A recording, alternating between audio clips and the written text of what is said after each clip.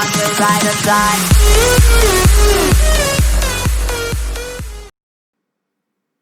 Assalamualaikum warahmatullahi wabarakatuh.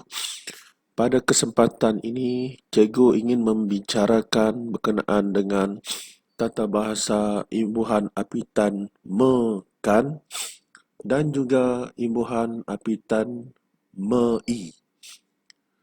Baik, kedua-dua imbuhan ini sering menjadi kekeliruan kepada para pelajar. Dan apa yang paling penting, para pelajar haruslah mengikuti formula-formula penting seperti berikut. Baik, yang pertama kita lihat imbuhan me-kan. Selepas penggunaan imbuhan me-kan ini, pelajar harus melihat perkataan berikutnya haruslah diikuti dengan objek benda ataupun bukan bernyawa. Dan yang kedua, imbuhan apitan me-i, perkataan selepas penggunaan imbuhan me-i hendaklah diikuti dengan objek manusia ataupun benda bernyawa. Baik, kita lihat contoh penggunaan. Yang pertama, imbuhan me-kan, hakim menjatuhkan hukuman mati kepada penjenayah kejam itu. Untuk ayat kedua yang menggunakan imbuhan me-i, hakim menjatuhi penjenayah kejam itu hukuman mati. Baik, kalau kita lihat imbuhan menjatuhkan,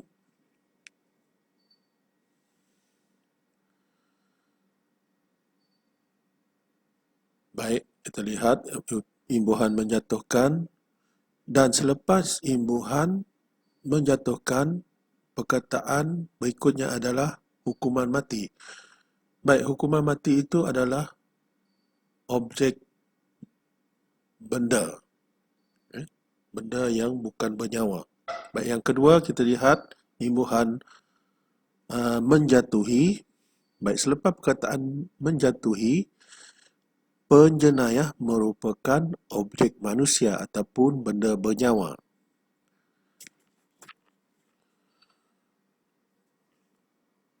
Baik, untuk ayat yang ketiga pula, kita lihat contoh.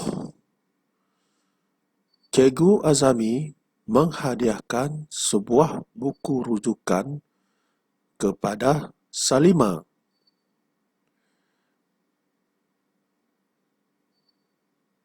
Dan ayat yang keempat pula kita cuba bina ayat dengan menggunakan imbuhan me dan i, iaitu Cikgu Azami menghadiahi Salima sebuah buku rujukan. Baik, mengapa imbuhan menghadiahkan menerima imbuhan me-kan? Iaitu kita lihat perkataan berikutnya, iaitu sebuah buku merupakan objek benda. Dan untuk ayat keempat, mengapa ayat keempat itu kita lihat menerima imbuhan me dan i, disebabkan perkataan berikutnya Salima, iaitu nama orang, merupakan objek manusia. Baiklah para pelajar sekalian, cikgu berharap dengan sedikit sebanyak apa yang cikgu huraikan di awal video tadi, pelajar boleh memahami dengan baik dan menggunakan imbuhan apitan me-kan dan me-i dengan cara yang betul. Baik, perlu ingat formula ini ya. Yang pertama, imbuhan me-kan akan diikuti dengan objek benda, manakala imbuhan me-i pula akan diikuti objek manusia, iaitu benda menyawa. Baik, saya rasa itu saja buat video kali ini. Diharap pelajar bolehlah subscribe, like dan share video ini ya.